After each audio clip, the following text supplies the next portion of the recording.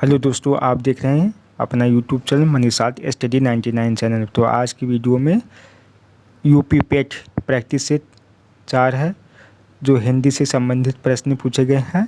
Youth competition से पुस्तक है। तो क्वेश्चन नंबर जो है 51, हिंदी नाटक अंधेर नगरी के रचयिता कौन है? अंधेर नगरी के रचयिता जो है कौन से है? तो यह भारतेंदु हरिश्चंद्र है। अगला प्रश्न, मधुबनी कला कहाँ प्रसिद्ध है? तो यह है मिथिला में प्रसिद्ध है। तो अगला प्रश्न जो है, निम्नलिखित में से क्या एक ग्रीन हाउस गैस नहीं है? जो है तो यह है ऑप्शन डी, कार्बन मोनोऑक्साइड जो है गैस नहीं है। तो क्वेश्चन नंबर जो है 54, सर्वप्रथम पारिस्थितिक तंत्र शब्द का प्रयोग किया तो किस वैज्ञानिक ने किया है? तो यह है एजी टांसले ने किया है। क्वेश्चन नंबर 55, नेपाली भाषा मुख्य रूप से किस राज्य में बोली जाती है? नेपाली भाषा जो है भारत में किस राज्य में बोली जाती है? तो यह है सिक्किम में बोली जाती है। अगला प्रश्न है, निम्न में से सर्वाधिक सीमाओं वाला देश कौन सा है? सबसे अधिक सीमा किस देश से लगाती है? चीन जो है सबसे अधिक देशों से सीमा लगाती है। मृत्यु दंड के मामले में क्षमा देने का अधिकार किसे है? तो यह है राष्ट्रपति को है। क्वेश्चन नंबर जो है 58, मथुरा कला स्कूल कब अपने शिखर पर पहुंचा? मथुरा कला स्कूल कब अपने शिखर पर पहुंचा? तो यह है कुषाण काल में। ऑप्शन जो है डी। क्वेश्चन नंबर जो है 59, राष्ट्रीय सांख्यिकी कार्यालय NSO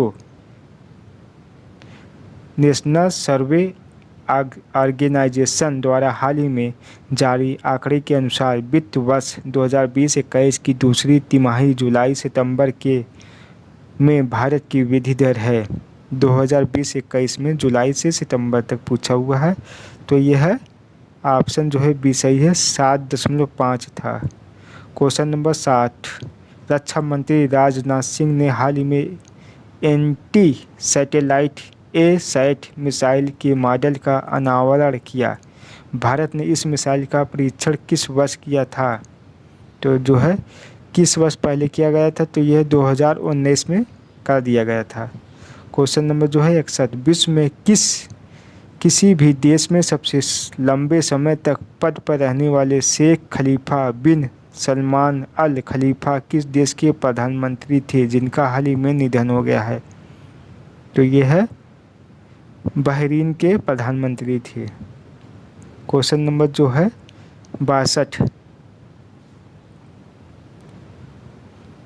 स्वदेश विकसित पहली निमोनिया की वैक्सीन नीमोसिल का निर्माण करने वाली कंपनी है। कौन सी कंपनी थी? तो यह है serum institute of India. Option जो है ए, सीरम इंस्टीट्यूट ऑफ इंडिया। अगला है प्रश्न, मध्य प्रदेश के किस शहर को हाल ही में यूनेस्को की विश्व धरोहर शहरों की सूची में शामिल किया गया है? ग्वालियर, ओरछा, खजुराहो। तो इसमें जो है ऑप्शन जो है दिया हुआ है, कौन सा है? ऑप्शन सी दिया है। ऑप्शन जो है सी। अगला प्रश्न यह है, प्रधानमंत्री नरेंद्र मोदी G7 शिखर सम्मेलन में शामिल होंगे। इस संदर्भ में निम्न कथनों पर कौन सा कथन सत्य है? G7 दुनिया की 7 सबसे बड़े लोकतांत्रिक देशों का समूह है। भारत G7 के संस्थापक सदस्यों में से है। 2021 में होने वाले 46वें G7 शिखर सम्मेलन की मेज़बानी ब्रिटेन कर रहा है। तो जो है कौन सा ऑप्शन सही है? तो ये ऑप्शन जो है बी सही है, केवल 3। यह है अगला प्रश्न जो है, मुक्त आकाश संधि हाल ही के दिनों में सुर्खियों में रहा। इस संधि के संदर्भ में निम्न में से कौन सा कथन सत्य है? यह संधि अमेरिका और रूस सहित 35 देशों के बीच हवाई निगरानी से संबंधित है। रूस और अमेरिका इस संधि से अलग हो गया। इस संधि में नाटो के सदस्य देश भी शामिल हैं। तो इसमें से कौन सा सही है? तो यह है ऑप्शन जो है डी, सभी ऑप्शन जो है सही है। क्वेश्चन नंबर 66, सौर ऊर्जा क्षेत्र में सहयोग के लिए भारत के साथ समझौता ज्ञापन पर हस्ताक्षर करने के लिए किस देश को केंद्रीय मंत्रिमंडल जनवरी 2021 में मंजूरी दी गई है?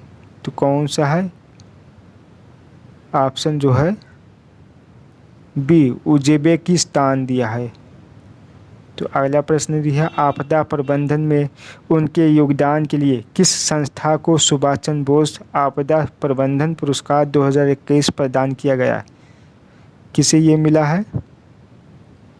तो यह ऑप्शन जो है B, sustainable environment and ecological development society.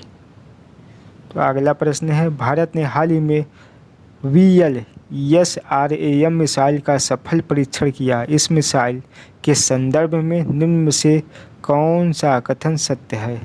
तो जो है कौन सा कथन सत्य है? तो यह है ऑप्शन जो है डी, तीनों ऑप्शन जो है सही है।